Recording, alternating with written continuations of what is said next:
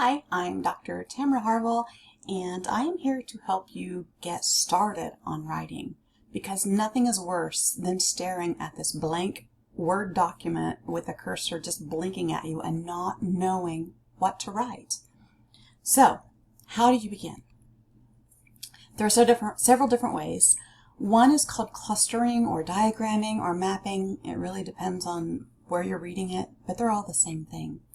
You're basically going to start with your main idea or your topic in the center and then draw a circle around it.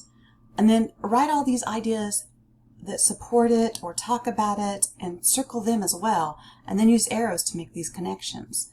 Now the diagram here is similar to what one would look like, but you might have arrows going from here to here and maybe from here to here or something, and these help you make the connections. So when you finally see the end result, you can see what circle has the most cluster around it, and you're going to know that's something you could probably write about. But if it's over here all by its little lonesome, it's probably not going to be strong enough to write about. And that's what will help you get thinking about your topic. Outlining, this is the common way.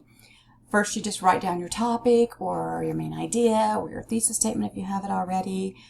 Maybe the direction you're supposed to go with it. Maybe you would start with your research question. And then you would start with your A point, what you want to say with it, your support, 1, 2, 3 underneath it, list B, list C, so on. There's different ways of writing it. You don't have to have the A's, the B's, the 1, 2, 3's, but here's an illustration of kind of what that looks like. Free writing. And this actually kind of confuses people sometimes, but it helps with brainstorming. If you don't know where to begin, just start writing, because our brains, they just fire all different directions.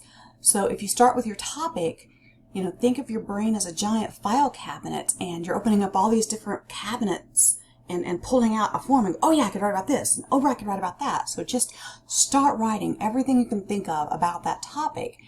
And then when you're done and you just can't think of anything else to say, go back and look at it and see if there's any commonalities, any clusters of things that you can go, okay, yeah, I could write about this, or yeah, this makes sense.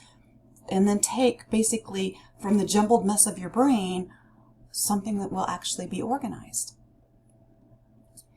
Listing. This is very similar to outlining, but it's just writing down your topic or your thesis statement and then just listing items and then trying to see common issues or commonalities. So think of like a grocery list if you're going to go grocery shopping. If you write down everything you need, yeah, one way you could do it is just walk around the grocery store and then check off things on the list as you go along. But then you forgot something in, say, the pharmacy, and you've already done all your pharmacy section, and you need to go back and you need to get some, cough syrup.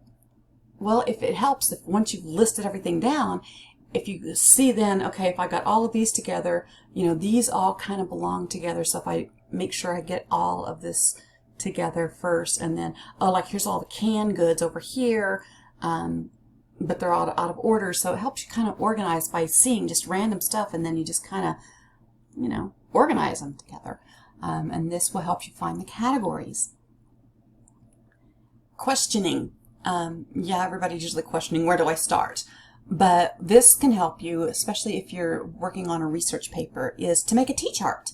On the left side, you can write questions, and then as you're doing research and you're finding the answers, write those on the right side of the paper.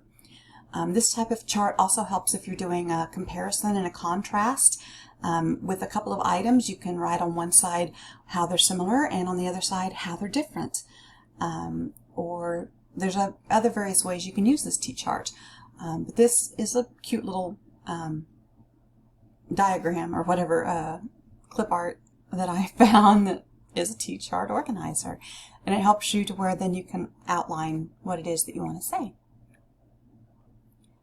All right, that's it. So instead of staring at a blank screen like you are now, write. Just start writing.